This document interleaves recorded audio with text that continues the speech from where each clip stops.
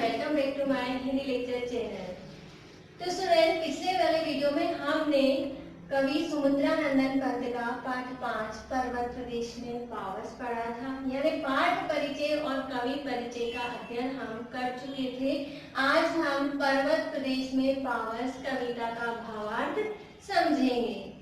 तो नाम से या शीर्षक से हमें ऐसी अनुभूति हो रही है कि पर्वत प्रदेश में पावस यानी वर्षा ऋतु, यानी कि पर्वतीय क्षेत्र है और जब वहाँ वर्षा ऋतु आ रही है यानी वर्षा हो रही है या बारिश का जब समय चल रहा है, उस समय पर्वतों का जो चित्रण है वह कैसी अनुभूति दे रहा है, मन को आनंदित और उल्लासित कर रहा है, देखने में सबको सुख की अनुभूति हो रही है। तो उसी पर्वत प्रदेश में पावस ऋतु का कवि ने यहाँ वर्णन किया है। उन्होंने बोला है कि पावस ऋतु थी पर्वत प्रदेश, पल पल परिवर्तित प्रकृति वेश। कवि पंत कह रहे हैं कि पावस ऋतु थी, यानी कि पावस ऋतु वर्षा ऋतु का समय था और पर्वतीय प्रदेश है, यानी पर्वतीय प्रदेश में वर्षा ऋतु का समय है और उस समय का वर्णन कवि कर रहे हैं। वे कह रहे हैं कि पल पल परिवर्तित प्रकृति वेश। और वर्षा ऋतु के समय पर्वतीय प्रदेश का जो वातावरण था, जो प्राकृतिक चित्रण था, वह पल पल यानी कि हर क्षण परिवर्तित हो रहा था। प्रत्येक क्षण एक नया रूप प्रकृति हमारे सामने प्रस्तुत कर रही थी। अब हम भी जब हमारे आसपास या हमारे यहाँ पर वर्षा ऋतु आती है तो हम भी इसकी अनुभूति करते हैं कि कभी बादलों की घनघोर आवाज होती है, गर्जना होती है, कभी बरसात तेजी से होती है, कभी धीरे हो जाती है, कहीं हरियाली अपनी हरी सीमा अपने सौंदर्य को निहारती है और कभी हम उसके रूप को देखते हैं, कभी अंधेरा छा जाता है और कभी अनायास ही वापस प्रकाश हो जाता है। तो इस तरह से वर्षा ऋतु का जो समय है वह प्रतिपल हर पल क्या हो रहा है, परिवर्तित हो रहा है, यानी प्रकृति का जो रूप है वह बदल रहा है। मेखलाकार पर्वत अपार, अपने सहस्र दृढ़ सुमन फाड़, अवलोक रहा है बार बार, नीचे जल में निज महाकार। मेखलाकार यानी करधनी के आकार का, करधनी के आकार का पर्वत अपार, जो पर्वत श्रृंखला है वह करधनी के समान बहुत ही विशाल रूप में फैली हुई है। अपने सहस्र दृढ़ सुमन फाड़, सहस्र यानी हजार, दृढ़ सुमन पुष्प रूपी आंखें, फाड़ यानी खोलना या देखना। तो जो पर्वतीय जो करधनी के आकार का विशाल पर्वत था वह उस पर अपने सहस्रदल सुमन फाड़ यानी कि पुष्प रूपी आंखें, अपने हजारों पुष्प जो खिले हुए थे पर्वत के ऊपर, हजारों पुष्प खिले हुए थे, वह ऐसे प्रतीत हो रहे थे कि मानो वह पर्वत की हजारों आंखें हों। अवलोक रहा है बार बार, अवलोक देखना, ऐसा प्रतीत हो रहा था कि पर्वत अपनी आंखों से बार बार इस प्राकृतिक छटा को निहार रहा है, बार बार देख रहा है। नीचे जल में निज महाकार, वह अपने ही प्रतिबिंब को, अपने ही विशाल आकार को नीचे जल में यानी कि उस पर्वत के नीचे जो विशाल या अथाह जल फैला हुआ है, उस महाकार यानी विशाल आकार को, अपने विशाल आकार को उस जल में अपनी हजारों आंखों के द्वारा अपने आप को देख रहा है। जिसके चरणों में पला तान, दर्पण सा फैला विशाल, और उसी के चरणों में यानी जिसके किसके लिए आया, पर्वत के लिए, तो पर्वत के चरणों में पलातान, पर्वत के चरणों में एक विशाल जो तालाब है वह फैला हुआ है और उसी के जल में पर्वत अपने विशाल आकार को देख रहा है। यानी वह जो तालाब है दर्पण सा फैला विशाल, दर्पण यानी आईना या शीशा, वह जो तालाब है उस पर्वत के लिए दर्पण के समान है, और वह पानी जो था तालाब का वह बहुत ही साफ, शुद्ध और बहुत ही पारदर्शी था, जिसमें कि पर्वत का आईना पर्वत को अपना पूरा प्रतिबिंब दिखाई दे रहा था, यानी पर्वत अपने प्रतिबिंब को निहार रहा था। अगला पद्य हम देखते हैं। गिरि का गौरव गाकर झरझर, मद में नस नस उत्तेजित कर, मोती की लड़ियों से सुंदर, झरते हैं झाग भरे निर्जर।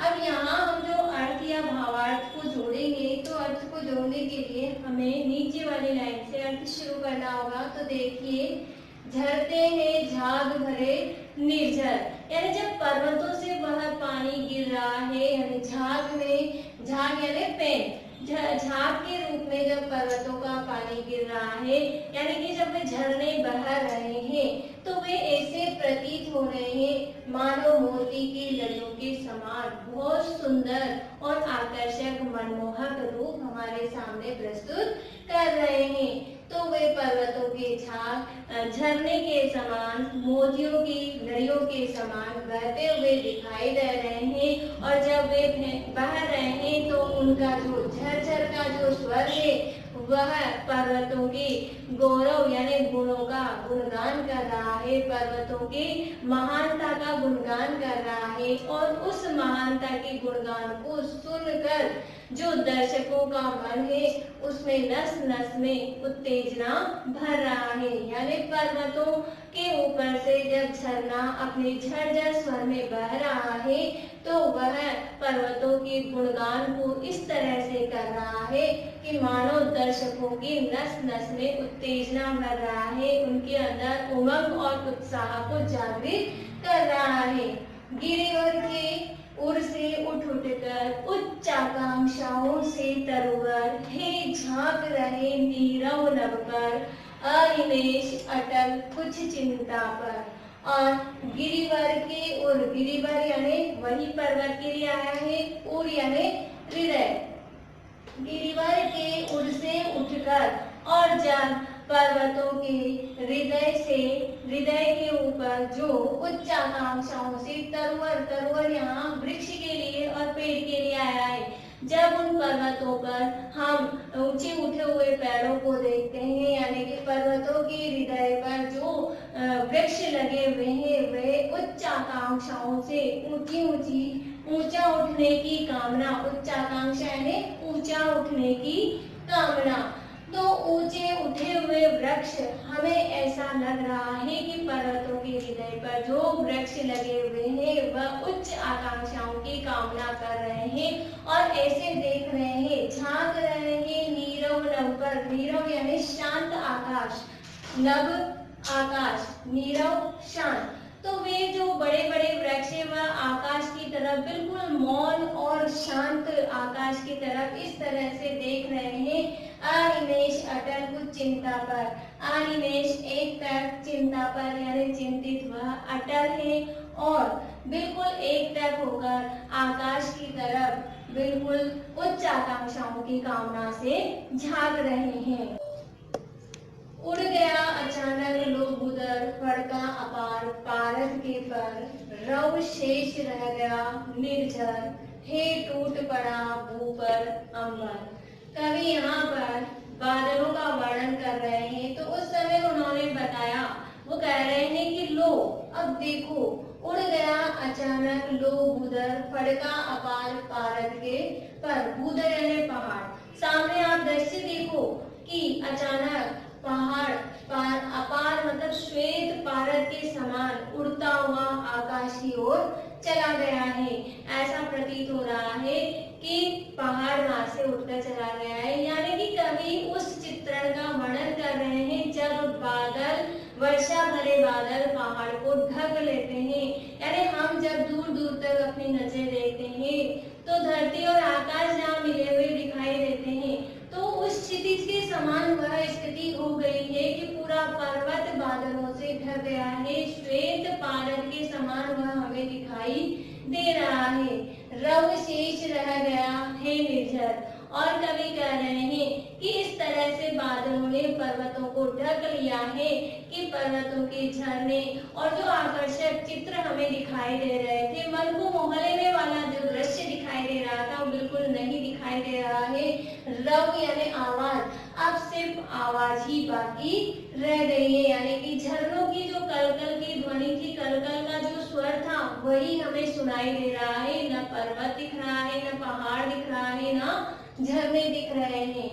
टूट पड़ा भू पर अंबर, और ऐसा लग रहा है कि मानो इस धरती पर आकाश टूट पड़ा हो, यानी कि आकाश ने धरती पर आक्रमण कर लिया है। कहने का मतलब यह है कि अंबर ने यानी आकाश ने अपने वर्षा रूपी प्राणों से इस धरती पर आक्रमण कर दिया है। धस गए धरा में सभय साल, धरा यानी धरती, धस जाना यानी अंदर की ओर चले जाना, सभय यानी भय के साथ, साल एक वृक्ष का नाम है। अब जब उस पर्वत पर शाल के वृक्ष जो लगे हुए थे, उस आकाश के आक्रमण से यानी आकाश में इतनी भयंकर गर्जना हुई और बहुत भयंकर, बहुत तेजी से वर्षा होने लगी, तो उस समय के दृश्य का कवि ने वर्णन किया है और उन्होंने बताया है कि जब तेजी से वर्षा हुई तो ऐसा प्रतीत हुआ कि धरती के अंदर भय के साथ जो वृक्ष थे, साल के जो वृक्ष थे, वह अंदर की ओर धंस गए हैं। कहने का आशय यह है कि बादलों ने इतनी तेज वर्षा की है कि बादलों में वह वृक्ष क्या थे, ढक गए थे, दिखाई नहीं दे रहे थे। इसलिए ऐसा प्रतीत हो रहा था कि साल के जो वृक्ष थे वह धरती के अंदर चले गए हैं। उठ रहा धुआं जल गया ताल भी, और उस धरती पर जो तालाब था उसमें से धुआं उठने लगा था। ऐसा प्रतीत हो रहा था कि मानो तालाब में भयंकर आग लग गई हो। यों जलदयान में विचर विचर, जलदयान बादल रूपी विमान, विचरना घूमना, यूं जलदयान में विचर विचर था इंद्र खेलता इंद्रजाल।